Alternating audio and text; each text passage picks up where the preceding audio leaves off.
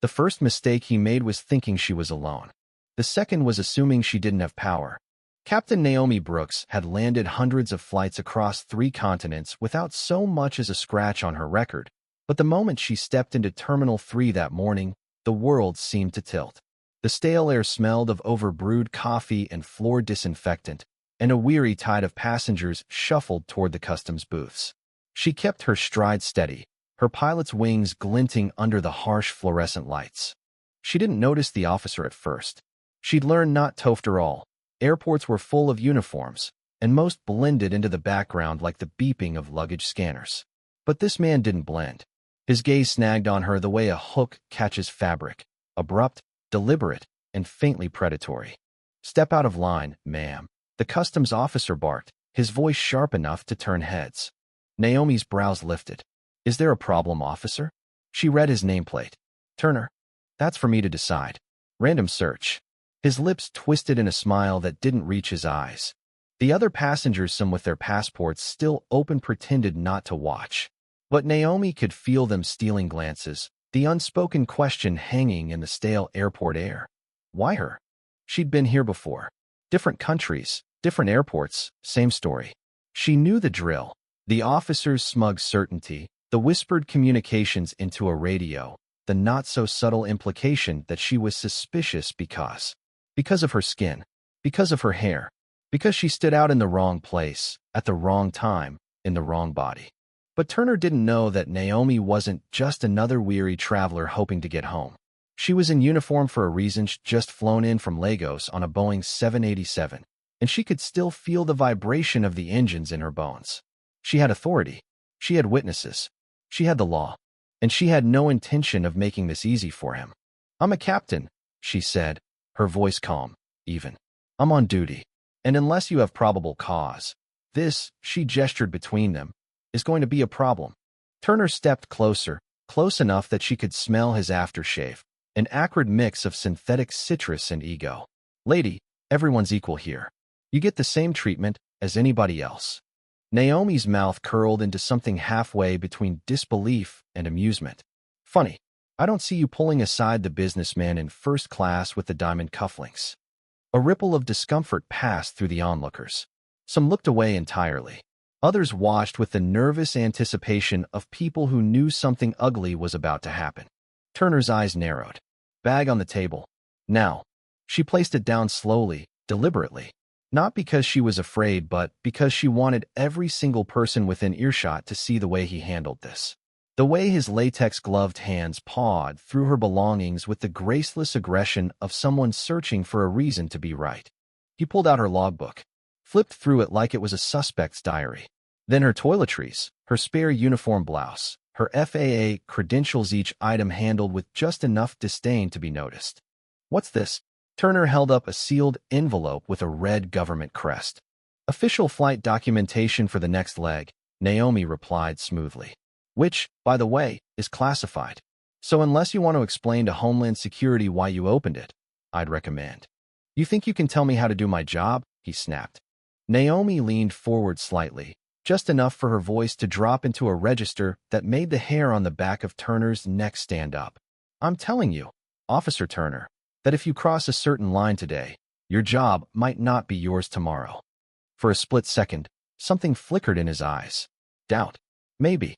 But it was buried quickly under the thick armor of arrogance. "Excuse me," a voice cut in. A tall woman in a navy suit with an airport security badge stepped into the scene, her heels clicking sharply against the tile. She moved with the brisk authority of someone who didn't have time for nonsense. "Is there an issue here?" she asked, eyes darting from Turner to Naomi. "No issue," Turner said quickly, straightening his posture. Naomi didn't look away from him. "That depends," she said, "on whether Officer Turner here is finished searching my toothpaste for contraband." The security supervisor's gaze hardened. "Captain Brooks, you're free to go." "Officer Turner, step into my office." The hum of the terminal seemed to return all at once, rolling suitcase wheels, boarding announcements, the hiss of coffee machines. Passengers glanced up, relief and curiosity mingling on their faces. Naomi picked up her bag, her movements unhurried, her eyes never breaking from Turner's. Because he knew now. He had picked the wrong woman. Naomi didn't hurry. The click of her heels on the polished tile felt deliberate, each step a quiet declaration.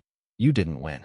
The crowd parted slightly as she walked through, some faces nodding almost imperceptibly in silent solidarity, others avoiding her gaze, unwilling to be pulled into someone else's storm.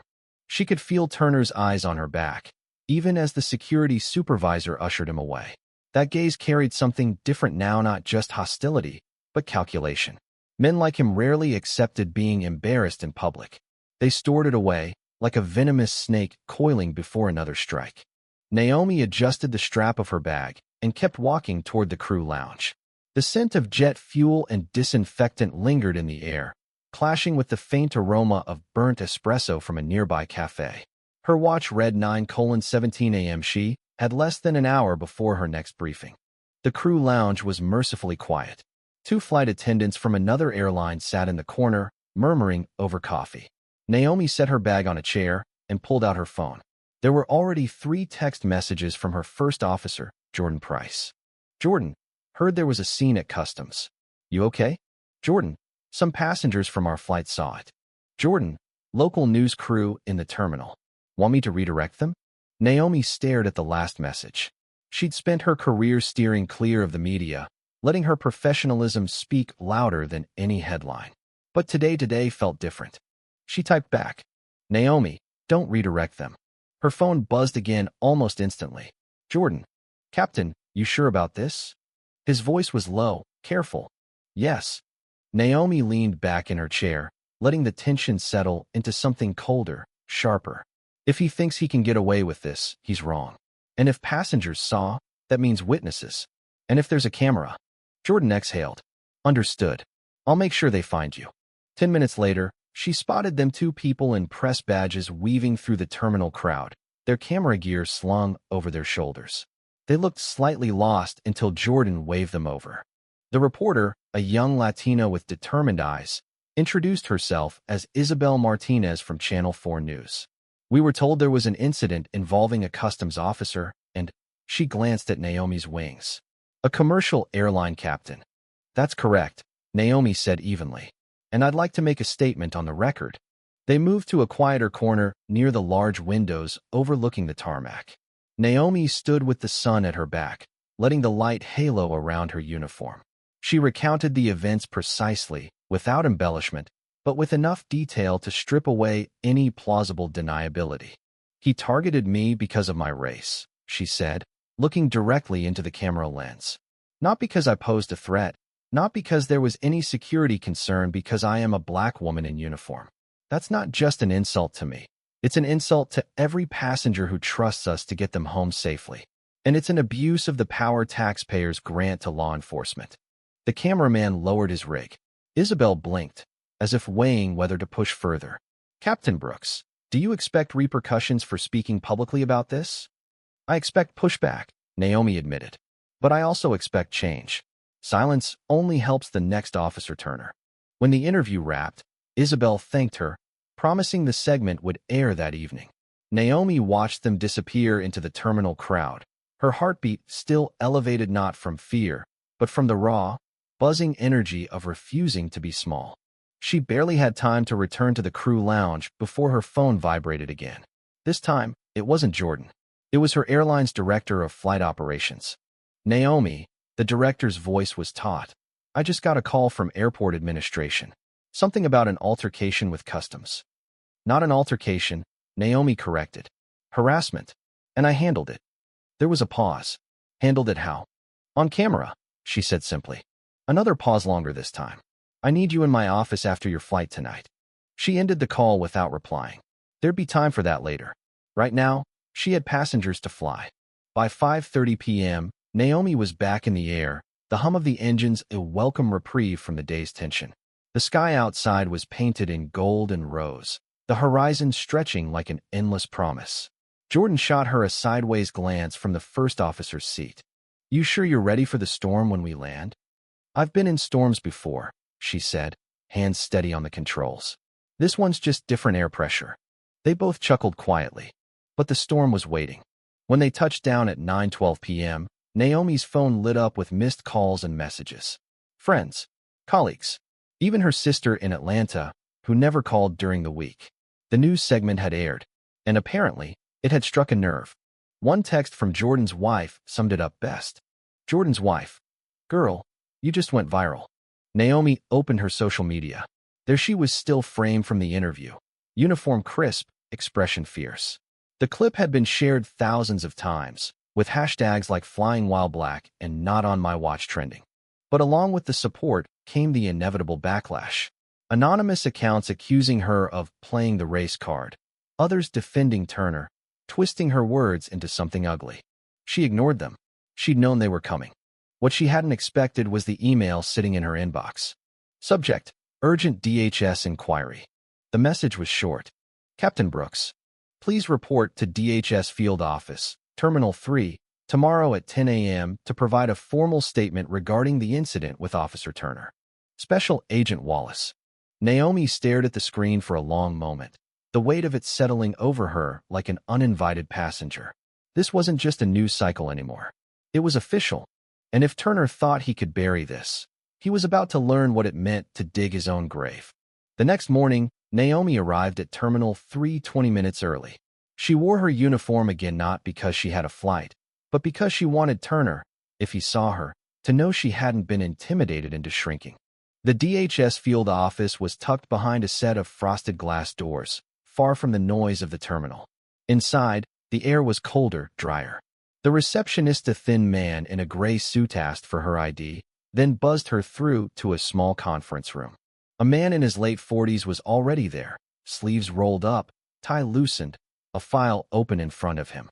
His salt and pepper hair framed a face that looked equal parts weary and sharp. Captain Brooks, he said, standing to shake her hand. Special Agent Wallace.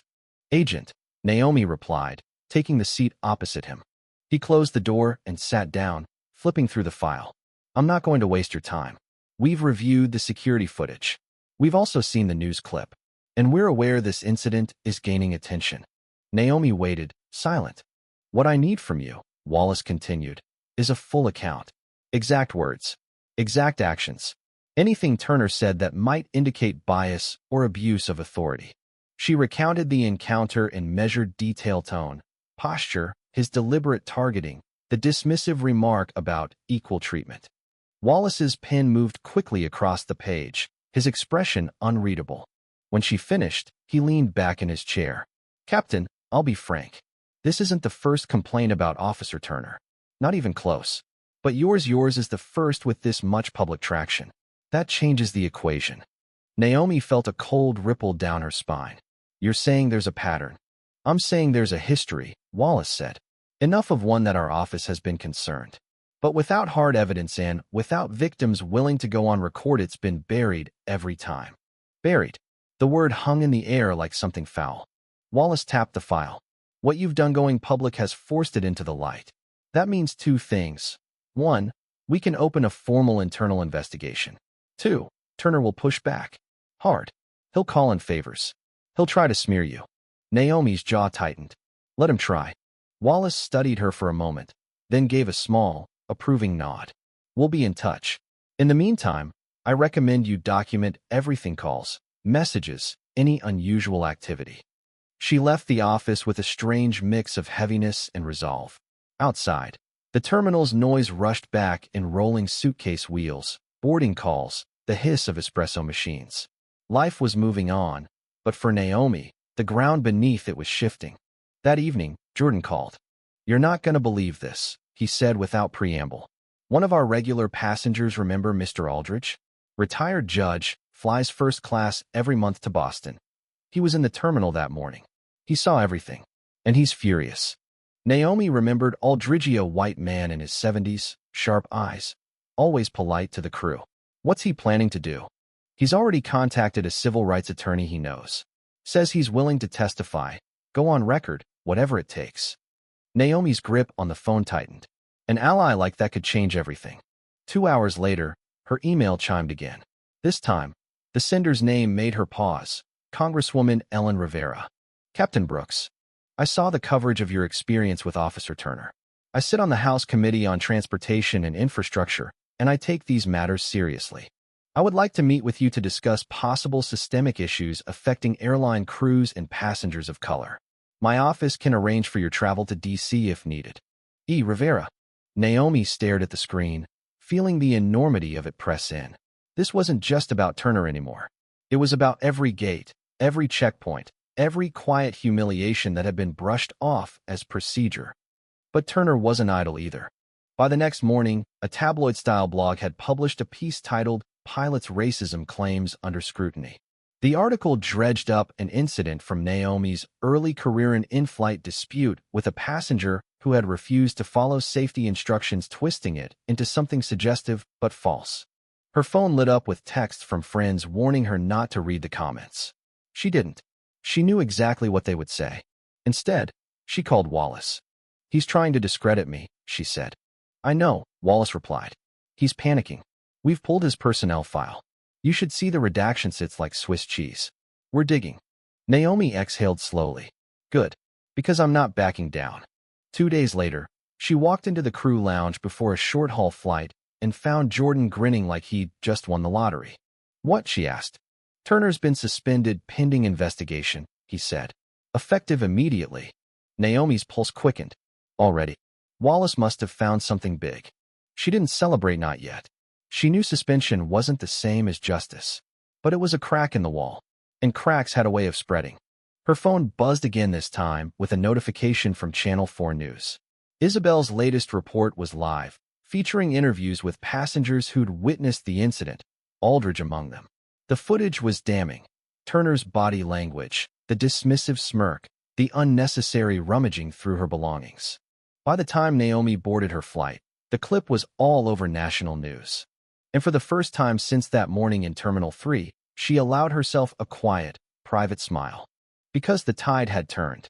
Naomi sat in the quiet hum of the hotel room in Washington, D.C., staring out at the Potomac. The city lights shimmered against the water, and somewhere beyond them was the Capitol where, in less than 12 hours, she would speak. Her flight had landed that afternoon, and she'd spent the evening in a prep meeting with Congresswoman Rivera's staff. They'd gone over every detail of the Terminal 3 incident, as well as the larger implications for airline crews, passengers of color, and the unchecked power of certain law enforcement positions. It was late, but she couldn't sleep. Not because of nerves, though they were there, but because she kept thinking about every person who'd stood where she had. Every traveler pulled aside, randomly, one too many times. Every captain, flight attendant, or ground crew member who'd swallowed their anger to keep the job. At 9 a.m., she was escorted through the halls of the Capitol building. The air was heavy with history, and the murmur of aides, reporters, and security filled the space like a constant undertone. Rivera met her at the entrance to the committee room. "You ready?" the Congresswoman asked. "I've been ready for years," Naomi said. Inside, cameras lined the back wall. Reporters scribbled notes, their eyes darting between the dais and the witness table. Naomi sat, microphone in front of her, the seal of the United States gleaming above the committee members. Rivera opened the hearing with a statement on systemic bias in transportation security. Then she introduced Naomi. Naomi leaned into the microphone. "Good morning. My name is Captain Naomi Brooks, and I've been a commercial airline pilot for over 16 years. On the morning of May 17th, I was detained and searched without cause by Officer Michael Turner at Terminal 3. I believe I was targeted because of my race and gender." She spoke steadily, recounting the incident, but then she went further. She spoke about the passengers who'd watched, about the humiliation, about the way such moments chipped away at dignity. And she spoke about the need for transparency, oversight, and consequences. Halfway through, Rivera entered into the record a packet of documents from Turner's internal file, obtained under subpoena. The room shifted. The file painted a damning picture. Multiple complaints from travelers of color, unsubstantiated only because they'd been quietly closed without follow-up. One incident involved a veteran in uniform. Another, a foreign diplomat. Naomi kept her face composed, but inside, something unclenched. It wasn't just her word against his anymore. The pattern was undeniable. Committee members asked questions about training, about systemic reforms, about how bias could be addressed without compromising security. Naomi answered each one directly, refusing to let the conversation drift into vagueness. When the hearing adjourned, reporters swarmed. Naomi gave only one brief statement. This isn't about one bad officer. It's about making sure the badge serves the people, not the other way around. Back home 3 days later, Naomi was at her kitchen table when Wallace called. It's official, he said. Turner's been terminated. His law enforcement credentials revoked. He won't be working in security again anywhere. Naomi closed her eyes. She'd thought she might feel triumphant, but what came instead was quieter. Relief, yes, but also the sobering weight of how much work still lay ahead. Thank you, she said. Don't thank me. You made it impossible for him to hide, Wallace replied. The following week, Naomi returned to the cockpit. Her first flight back was a long haul to London. As she walked through the terminal in full uniform, she caught a few double takes from passengers, some recognizing her from the news, others simply curious. At the gate, a young black woman in a crisp flight attendant's uniform approached her. Captain Brooks? She asked. Yes. The woman's voice wavered. I wanted to say thank you for speaking up. I've been in this job for 3 years, and I've seen things. But I've always been too scared to say anything. What you did, it matters. Naomi smiled, the kind that reached her eyes. Then promise me something. When the time comes, and you see something wrong, don't stay silent. Your voice is stronger than you think. The woman nodded, eyes bright. 2 months later, Rivera's office announced a bipartisan bill aimed at increasing oversight of airport security personnel, mandating body cameras in customs interactions, and creating an independent review board for complaints.